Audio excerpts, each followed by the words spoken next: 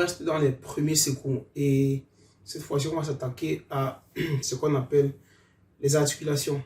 Quels sont les gestes de premier secours lorsqu'il s'agit des articulations?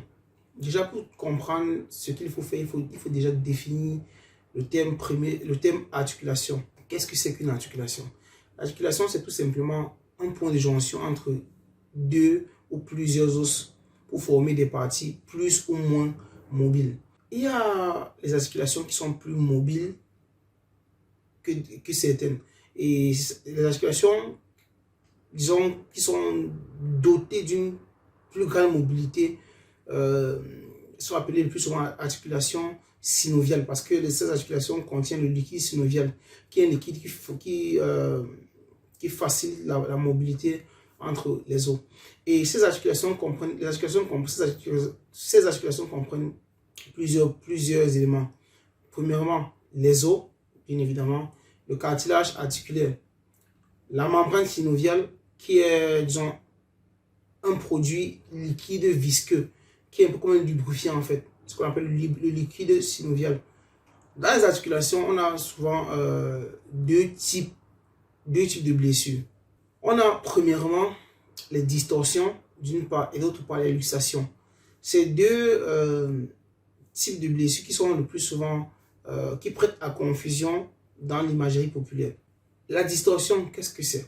La distorsion, c'est une lésion des ligaments d'une articulation due principalement à des traumatismes indirects qui provoquent des mouvements anormaux de l'articulation. C'est quoi? C'est simplement la lésion des ligaments d'une articulation qui sont causés par des traumatismes indirects. Tout à l'heure, j'ai parlé des traumatismes. Dans une vidéo, j'ai parlé des traumatismes directs et des traumatismes indirects. Traumatisme indirect, c'est quand, par exemple, je prends un exemple encore, quand vous tombez, quand vous vous renversez sur la main et vous faites la fracture de la clavicule. Ça, c'est un traumatisme qui a une cause indirecte. Si on va sur la distorsion, quels sont les symptômes d'une distorsion?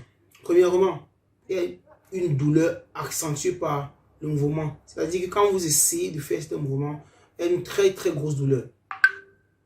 Deuxièmement, il y a une limitation des mouvements.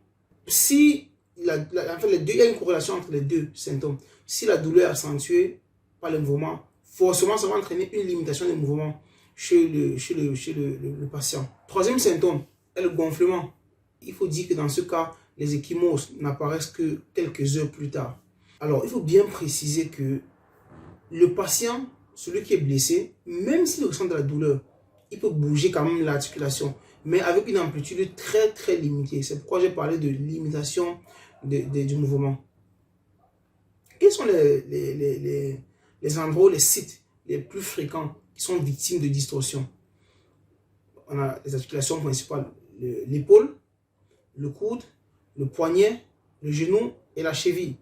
Voilà les articulations qui sont le plus souvent, qui sont fréquemment victimes de distorsion. Passons maintenant au premier soin. Qu'est-ce qu'il faut faire dans le cas d'une distorsion en ce qui concerne les premiers soins? Puisque ces vidéos, c'est pour partager les expériences des premiers soins, des premiers secours. Première chose à faire, il faut mettre la partie lésée au repos en l'immobilisant avec un bandage.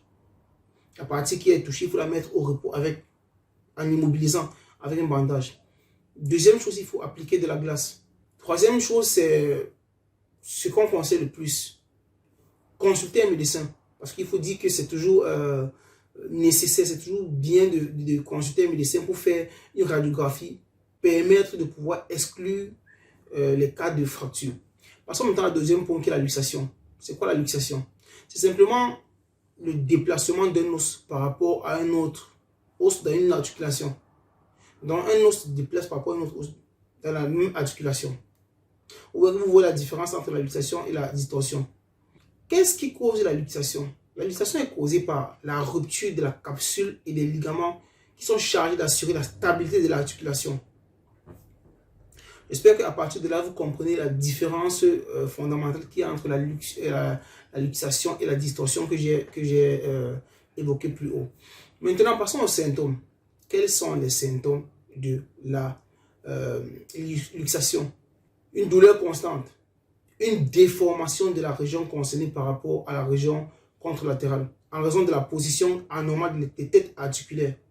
Parce qu'on a dit que la luxation, c'est le déplacement d'un os par rapport à une autre os dans une articulation. Donc, il y a les têtes articulaires qui se déplacent. Cela crée une douleur constante dans la symptomatologie et une déformation de la région concernée, comme j'ai dit.